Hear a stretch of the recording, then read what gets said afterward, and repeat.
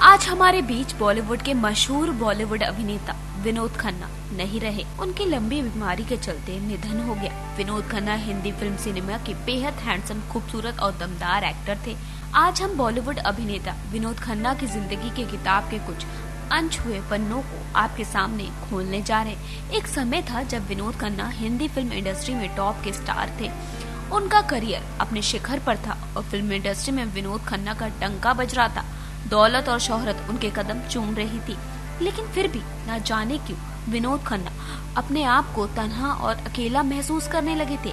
लेकिन उनकी जिंदगी में एक वक्त ऐसा आया कि उन्होंने साल 1982 में ओशो में दीक्षा लेकर संन्यास ले लिया।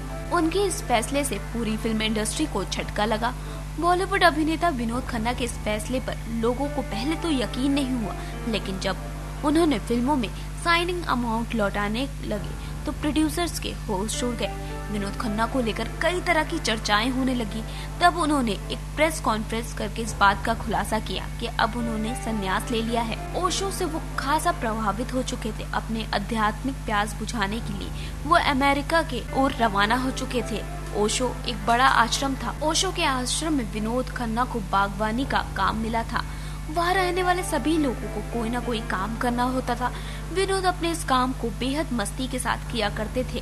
संन्यास के दौरान विनोद खन्ना का नाम विनोद भारती हुआ करता था। लगभग 2-3 सालों तक विनोद खन्ना ने सार्वजनिक जीवन से दूरी बना ली। फिर साल 1985 में उन्होंने वापसी की। एक मैगजीन कवर पेज पर उनकी तस्वीर छपी। इसके बाद से एक बार फिर उनके घर के बाहर डायरेक्टर और प्रोड्यूसर्स की लाइन लगने लगी। अपने करियर के टॉप पर पहुंचकर विनोद खन्ना जैसी हिम्मत करना हर किसी के बस की बात नहीं है। अपनी आध्यात्मिक शांति के लिए उन्होंने अपने फिल्मी करियर को भी लात मार दिया। बॉलीवुड अभिनेता विनोद खन्ना के निधन से भले ही हिंदी फिल्म इंडस्ट्री का युग का अंत हो गया हो, लेकिन वो अपनी बेहतरीन फिल्मों के जरिए हमेशा याद किए जाएंगे। नेक्स्ट 9 न्यूज रूम की report. Subscribe now to receive new updates, reviews and news.